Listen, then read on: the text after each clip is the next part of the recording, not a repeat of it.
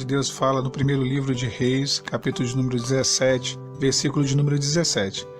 E depois dessas coisas, sucedeu que adoeceu o filho desta mulher, da dona da casa, e a sua doença se agravou muito, até que nele nenhum fôlego ficou. Então ela disse a Elias: Que tenho eu contigo, homem de Deus? Vieste tu a mim para trazeres à memória a minha iniquidade e matares o meu filho? E disse-lhe: Dá-me o teu filho. E ele o tomou em seu regaço e o levou para cima, ao quarto, onde ele mesmo habitava, e o deitou em sua cama. E clamou ao Senhor e disse: Ó Senhor, meu Deus, também até a esta viúva, com quem eu moro, afligiste, matando-lhe seu filho? Então se mediu sobre o menino 3 vezes, e clamou ao Senhor e disse: Ó Senhor meu Deus, rogo-te que torne a alma deste menino a entrar nele. E o Senhor ouviu a voz de Elias, e a alma do menino tornou a entrar nele e reviveu. A palavra fala que Elias, no Monte Carmelo, se encontra com profetas de Baal, e ali ele oferece ao Senhor holocausto, e Deus ele mostra o seu poder, fogo desce do céu, e o Senhor ali consome o holocausto de Elias, e a palavra diz que o nome do Senhor é engrandecido.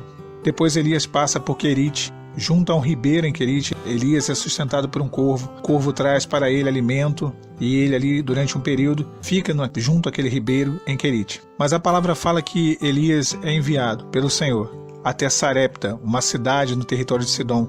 Ao chegar em Sarepta, Elias se defronta com aquela mulher, olhando para o chão, procurando lenha, buscando pedaços de madeira. Quantas das vezes nós estamos olhando para o chão, olhando para os problemas dessa vida, olhando para as aflições, para as angústias, olhando para as impossibilidades. Mas quando aquele homem se apresenta àquela mulher, a visão dela não é mais para o chão, mas ela passa a olhar para o homem de Deus. A palavra fala que ela tinha tão pouco alimento para ela e para o seu filho. Mas o profeta Elias ele pede que esse alimento seja dado primeiro a ele. E Deus opera um milagre, a farinha da panela ela não se acaba e nem o azeite da botija. Meus irmãos, muitas das vezes nós temos tão pouco. Olhamos a nossa condição, abatidos, desencorajados, tristes, fraquejando. Falamos: Senhor, eu tenho tão pouco. O que eu tenho não é suficiente nem para mim. Mas quando pegamos o nosso pouco, depositamos aos pés do Senhor, entregamos ao homem de Deus, Deus, ele multiplica, ele renova a força ao cansado e ele faz com que o cansado voe com asas de águia. Aquela mulher, ela deu o seu pouco ao profeta e o Senhor, através do profeta, fez prosperar aquele pouco. E aquele alimento serviu para ela, para o seu filho, para o profeta Elias. Mas o grande segredo foi que, primeiro, ela deu ao homem de Deus. A palavra fala que depois dessas coisas sucedeu que adoeceu o filho dessa mulher. E ele adoeceu de uma doença muito grave, ao ponto de que essa doença o levou ao óbito. E essa mulher, ela se aflige com a situação com que ela se depara. E ela no verso 18 diz: Por que me afligis? Meus irmãos, às vezes nós não entendemos o porquê das aflições. Aquela mulher, ela já era viúva, já tinha uma situação de miséria na sua vida. E naquele momento ela perdeu talvez aquilo que fosse o que ela tinha de mais importante, o seu filho. E ela vira para o profeta e diz: Por que me afligis?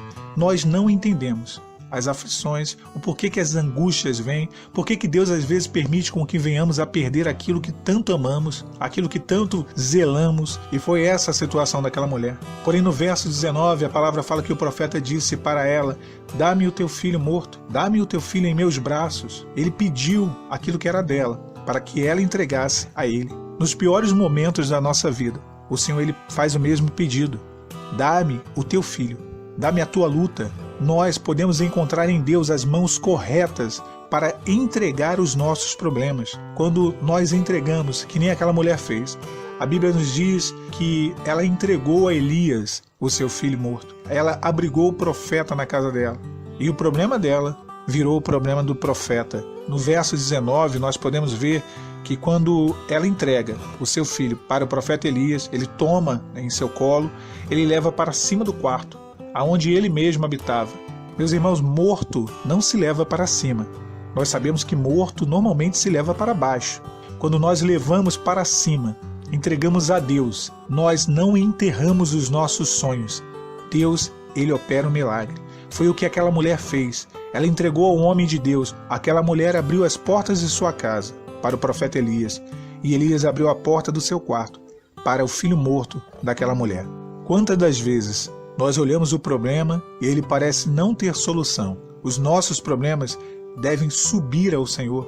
Como a criança subiu para o quarto do profeta, nós devemos fazer subir a Deus os nossos problemas, as nossas angústias, as nossas aflições. A palavra fala no verso 19 ainda que Elias colocou a criança na cama dele. A pergunta que nós fazemos para os irmãos: aonde Elias ia descansar? Na verdade, Elias só teria descanso, novamente, o dia em que a criança ressuscitasse. Meus irmãos, nós não podemos descansar enquanto Deus não operar o milagre, enquanto Deus não agir, enquanto Deus não ouvir o nosso clamor. Nós devemos dizer: eu não vou parar de orar, eu não vou parar de jejuar, eu não vou parar de madrugar até que Deus opere o milagre dentro da minha casa. E no verso 22, a Bíblia diz que o Senhor ouviu a voz de Elias. Deus, ele inclina os seus ouvidos às nossas orações. O Deus a quem servimos é especialista em transformar problemas em bênção. Aquilo que para nós é o fim, para Deus é o início de uma restauração. Deus é especialista em milagres. Quando entregamos a Ele os nossos problemas, quando confiamos nele, levamos a Ele a nossa demanda, o Senhor, ele opera o milagre. Fiquem os irmãos e as irmãs com a paz do Senhor Jesus.